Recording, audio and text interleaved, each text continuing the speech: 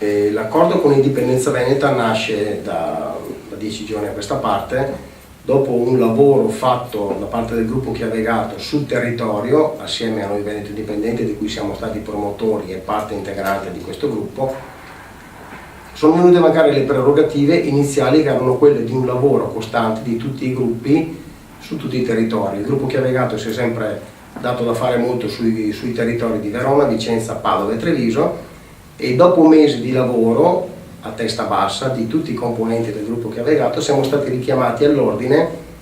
da parte di politici che ragionano ancora con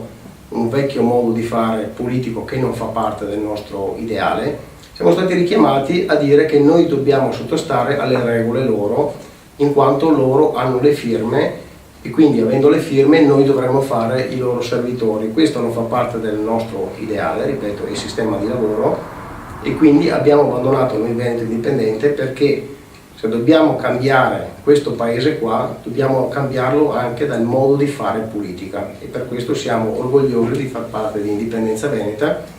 dove abbiamo avuto tutto lo spazio che avevamo chiesto allo stesso gruppo di noi Veneto Indipendente. Quindi ora siamo Indipendenza Veneta, collaboriamo con Indipendenza Veneta allo stesso modo e ancora più di prima.